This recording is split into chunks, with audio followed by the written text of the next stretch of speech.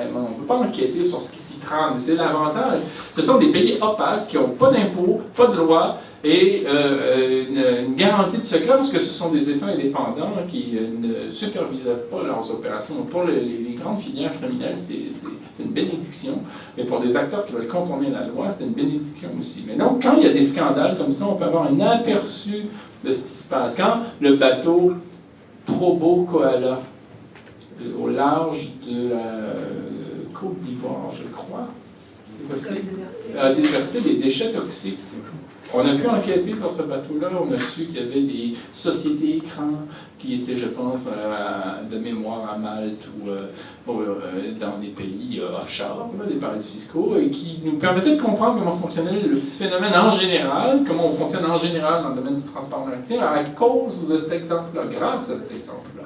Donc les Panama Papers nous permettent de comprendre qui est en lien avec qui est l'intermédiaire de qui, et surtout nous permettent de comprendre que lorsqu'une société canadienne veut profiter des largesses des paradis fiscaux, de l'ultra-permissivité des paradis fiscaux, du côté libertarien des paradis fiscaux, on passe par un cabinet d'affaires local. Et moi, j'ai résumé ça en disant, l'argent est ici, les avocats sont ici, les clients sont ici, les activités sont ici, les actifs sont ici, les acteurs sont ici, tout est ici, mais on fait comme si ça avait lieu ailleurs pour éviter la loi. Et les Panama Papers nous ont permis de comprendre ça. Et je trouve plus important de comprendre le mécanisme que de viser un tel ou un tel. Au bout du compte, on sait que les oligarques, les grands profiteurs du système en profitent tous. Bon, maintenant, si on a la preuve qu'un tel a fait telle transaction, puis que tel tennisman y était, puis que tel constructeur de Formule 1 y était aussi, puis que tel président y était, puis que telle société aussi s'en sert, ça ne devient que des confirmations. On sait aujourd'hui que n'importe quel acteur fortuné, n'importe quelle entreprise qui a des avocats, des fiscalistes à sa disposition, c'est recourir par fiscaux, c'est devenu monnaie courante. Et c'est le problème. C'est un système, il faut changer ce système-là.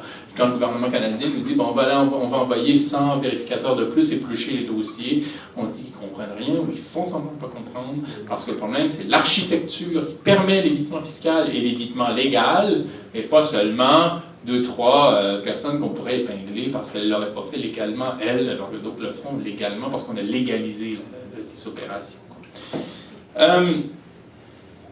Le Canada, depuis quand le Canada est un paradis réglementaire dans le domaine minier?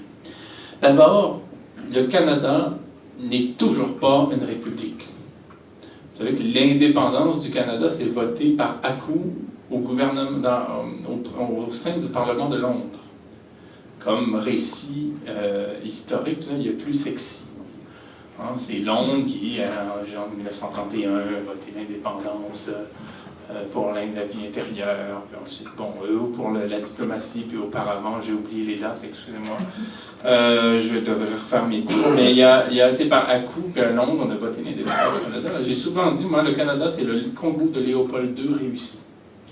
C'est-à-dire que Léopold II, quand il a pensé le Congo comme une souveraineté personnelle, qui est devenue ensuite une souveraineté relevant du gouvernement belge, il a pensé à un vaste territoire qu'on appelait à l'époque une zone de libre-échange, dans un sens un peu différent aujourd'hui, qui visait simplement à permettre à des entités capitalistes, à des grandes entreprises, d'exploiter le caoutchouc, les ressources, diverses et variées qu'on trouvait et abondantes, sans que cette souveraineté-là soit la souveraineté d'un peuple.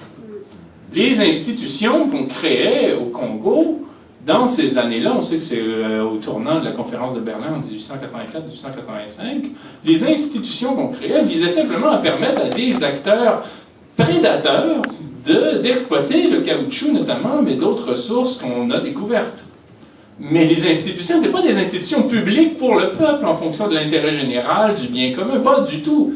Ben, le Canada, c'est ça aussi. Parce que le Canada moderne a été fondé en 1867, à peu près dans ces années-là, juste un peu avant. Et dans cette optique-là, le Canada moderne, qu'est-ce que c'est? C'est de créer des institutions qui vont permettre d'exploiter les ressources de ce Congo du Nord qu'est le Canada au détriment des Premières Nations, en envoyant des colons qui vont être les subalternes du projet colonial. Et ces colons-là, ce sont les ancêtres de la classe moyenne au Canada aujourd'hui. Et nous sommes aujourd'hui, nous, la classe moyenne du Canada, des descendants des colons.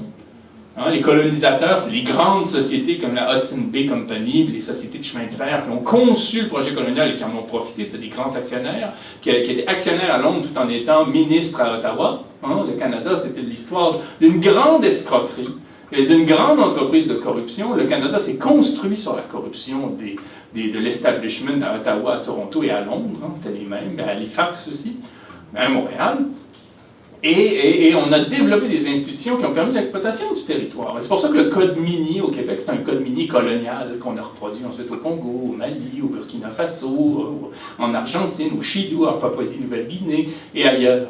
Parce qu'on s'est inspiré d'un projet, un code minier colonial, qui est le nôtre, parce que le Canada est une colonie. Et encore aujourd'hui, quand on dit du Canada que c'est une monarchie constitutionnelle, c'est un euphémisme pour dire quoi? Pour dire une colonie.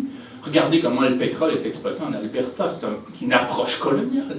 La seule différence, c'est qu'il y a une sorte en quelque sorte, on s'est servi de la masse de colons qui étaient ici, qui sont un peu l'équivalent des pieds noirs en Algérie, dans l'histoire, simplement comme main-d'œuvre. Et le pendant, les colonisés ont été, les différents peuples africains en Afrique sont ici, par analogie, les Premières Nations. Et le côté paradis fiscal du Canada s'est développé au moment de la mondialisation.